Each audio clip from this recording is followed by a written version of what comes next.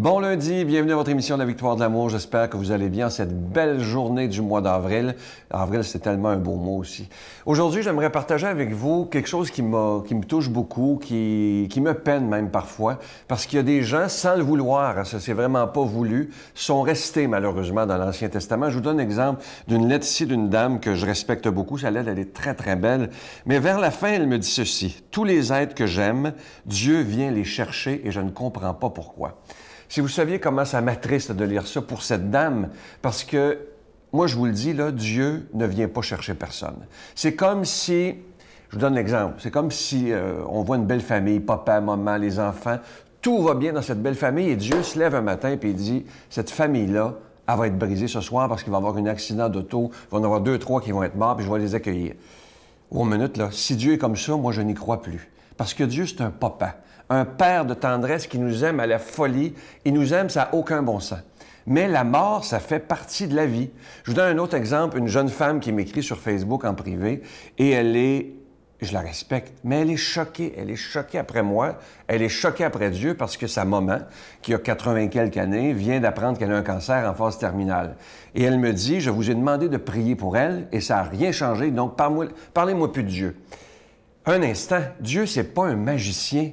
Il faut comprendre que la mort fait partie de la vie. Ça, pour moi, c'est important, parce que je trouve que la personne qu'on juge le plus dans l'univers, c'est pas les humains, c'est Dieu. Dieu, on le juge sans arrêt. Comment ça se fait qu'il y a des famines? S'il existait, ça n'existerait pas. Comment ça se fait qu'il y a des accidents d'auto? Comment ça se fait qu'il y a des cancers? Regardez. Comment ça se fait qu'il y a des guerres? Si Dieu existait, il ne laisserait pas faire ça. Mais nous, les humains, qu'est-ce qu'on fait? Qui est en train de détruire la planète? Je trouve bien pas Dieu. C'est chacun d'entre nous. Qui fait qu'il y a de la pauvreté sur la planète? C'est pas Dieu, c'est l'être humain. Il est prouvé qu'il y a trop de nourriture sur Terre pour les milliards d'humains que nous sommes. Il y en a trop. Mais qu'est-ce qui fait qu'il y a des gens qui meurent de faim? C'est que nous, les êtres humains, on est des égoïstes souvent. Et on est dans une partie du monde où on meurt d'avoir trop mangé. Alors que dans d'autres places au monde, on meurt de faim parce qu'il n'y a rien à manger. Alors, venez pas me dire que c'est Dieu qui fait ça. Ce matin, je me porte à sa défense parce que ça me rend triste de voir qu'on le juge sans arrêt, alors que lui, il fait seulement nous aimer. Il nous a prêté une terre magnifique où il y a trop de nourriture pour tous les êtres humains. Il nous a donné une liberté extraordinaire, mais qu'est-ce qu'on en fait de cette liberté? Ça, il faut se poser la question. Est-ce qu'on devient des êtres égoïstes où on pense qu'à soi ou on décide de vouloir aider les autres? Alors, à cette dame qui dit que Dieu vient chercher ceux qu'elle aime, madame, moi, je vous dis que non. C'est la vie qui est ainsi faite. Je vous donne un exemple. Je me souviens vous vous en souvenez sûrement, de cet ami qu'on aimait tant, l'abbé Raymond Gravel.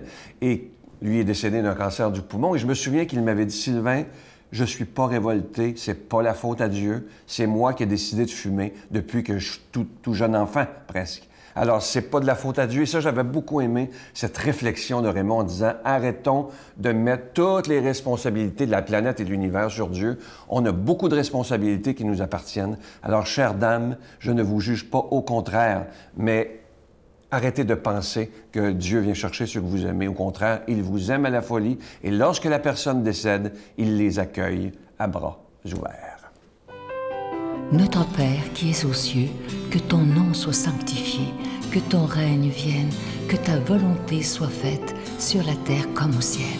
Donne-nous aujourd'hui notre pain de ce jour. Pardonne-nous nos offenses comme nous pardonnons à ceux qui nous ont offensés. Ne nous laisse pas entrer en tentation, mais délivre-nous du mal, car c'est à toi qu'appartient le règne, la puissance et la gloire pour les siècles des siècles. Amen. La Victoire de l'amour présente Approfondir sa foi, découvrir Jésus, vrai homme, vrai Dieu.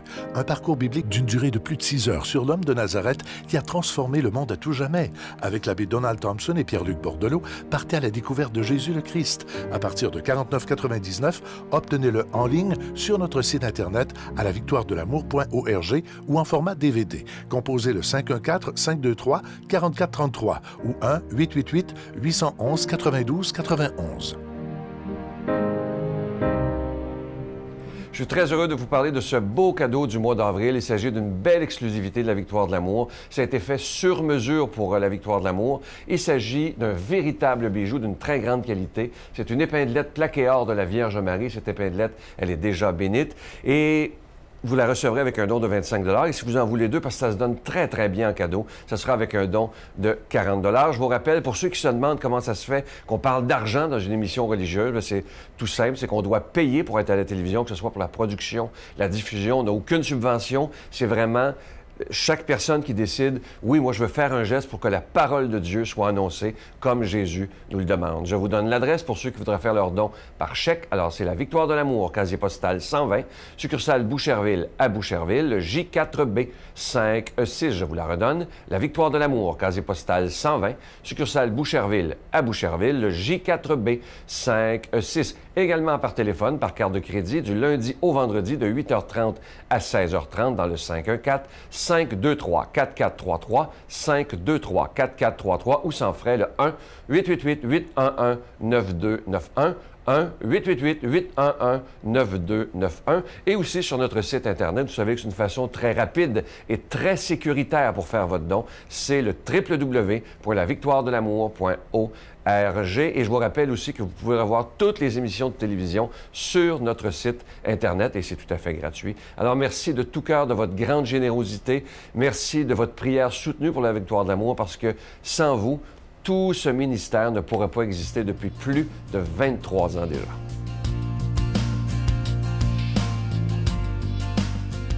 Mon Dieu, donnez-moi la sérénité d'accepter les choses que je ne peux changer, le courage de changer les choses que je peux et la sagesse d'en connaître la différence. Amen. Aujourd'hui, la parole de Dieu est proclamée par quelqu'un que j'apprécie beaucoup. C'est un ami personnel. Il est avec la Victoire de l'amour depuis les tout débuts. Notre ami, l'abbé Donald Thompson.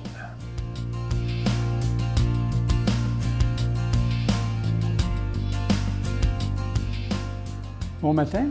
Alors aujourd'hui, ce 9 avril, c'est une fête qui habituellement est le 25 mars, l'Annonciation du Seigneur. Pourquoi l'Église, cette année, a déplacé cette fête au 9 avril? C'est à cause de la Semaine Sainte. Et comme c'est une solennité, il est important pour l'Église de garder cette fête en la mémoire des gens. Donc, Annonciation du Seigneur. Écoutez bien l'Évangile de ce jour, dans Saint Luc, chapitre 1, versets 26 à 38. En ce temps-là, l'ange Gabriel fut envoyé par Dieu dans une ville de Galilée appelée Nazareth, à une jeune fille vierge accordée en mariage à un homme de la maison de David appelé Joseph. Et le nom de la jeune fille était Marie. L'ange entra chez elle et dit, « Je te salue, comblée de grâce, le Seigneur est avec toi. » À cette parole, elle fut toute bouleversée. Elle se demandait ce que pouvait signifier cette salutation. L'ange lui dit alors, « Sois sans crainte, Marie, car tu as trouvé grâce auprès de Dieu. Voici que tu vas concevoir et enfanter un fils, et tu lui donneras le nom de Jésus. Il sera grand, il sera appelé Fils du Très-Haut, le Seigneur Dieu lui donnera le trône de David, son père. Il régnera pour toujours sur la maison de Jacob, et son règne n'aura pas de fin. » Marie dit à l'ange, « Comment cela va-t-il se faire, puisque je ne connais pas d'homme? » L'ange lui répondit, « L'Esprit Saint viendra sur toi, et la puissance du Très-Haut te prendra sous son ombre. C'est pourquoi celui qui va naître sera saint, il sera appelé Fils de Dieu. Or voici que dans sa vieillesse, Élisabeth, ta parente, a conçu elle aussi un fils, et en est à son 6e mois, alors qu'on l'appelait la femme stérile. Car rien n'est impossible à Dieu. Marie dit alors, « Voici la servante du Seigneur, que tout m'advienne selon ta parole. » Alors l'ange la quitta. Alors ce matin, on a une page d'Évangile absolument extraordinaire en ce 9 avril, de l'Annonciation. Vous savez, on a tous dans la vie une grand-mère ou un grand-père ou une tante qui aiment rassasier des vieilles histoires. Tu sais, quand on rencontre des gens qui ont de l'âge, aiment nous raconter des histoires. Et ces histoires parlent d'enfance, de rencontres amoureuses, d'exploits. Est-ce que ces histoires sont des rêves ou c'est la réalité? Bien malin qui pourrait le dire quand on nous raconte des histoires. Mais une chose ne peut nous échapper.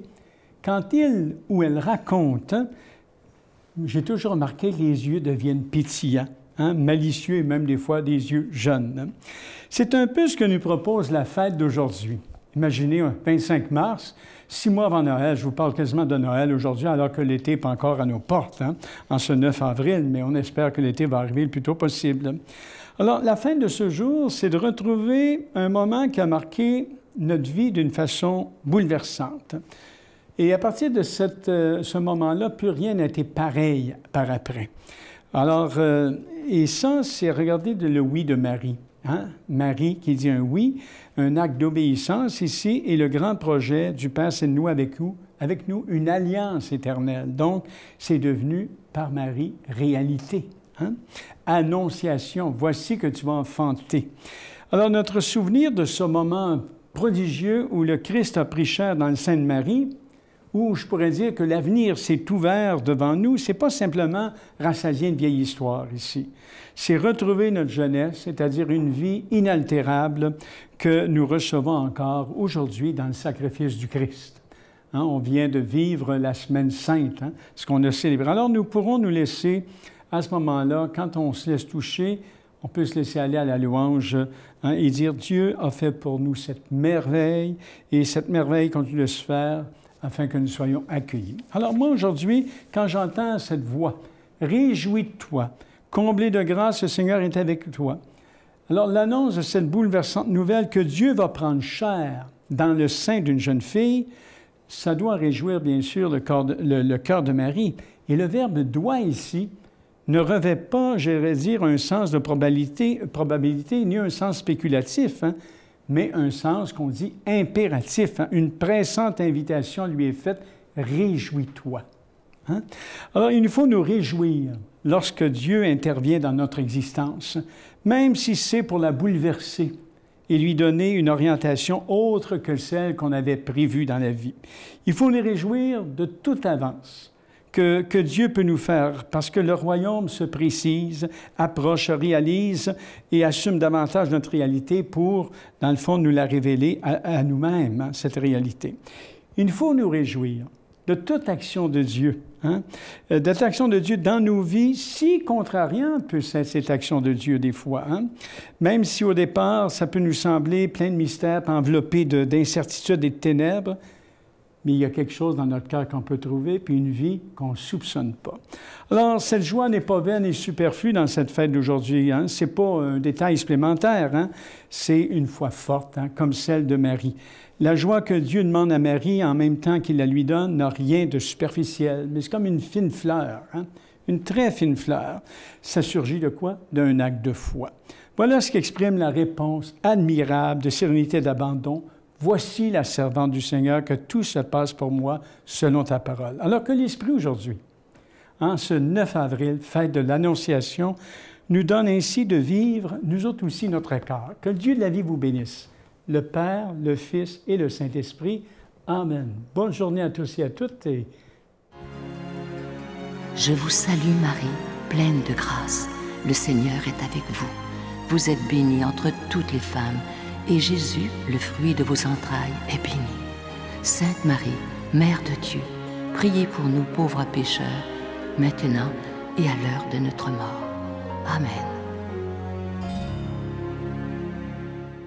Je vous invite à vous procurer ce magnifique cadeau du mois. Je vous en parle depuis quelques jours. Cette belle épinglette de la Vierge Marie qui est plaquée or. C'est vraiment de toute beauté. C'est d'une grande qualité. On peut dire que c'est un véritable bijou. Je vous rappelle que c'est avec un don de 25 $. Et ça vous les deux, ça se donne vraiment bien en cadeau pour quelqu'un qu'on aime, parce que c'est le mois de Marie qui s'en vient dans quelques semaines. Alors, je vous souhaite une magnifique journée et je vous attends demain matin, comme d'habitude. Bye! C'est ça. Ils m'ont envoyé à Sainte-Justine, à Montréal, puis ils ont annoncé la mauvaise nouvelle à ma famille.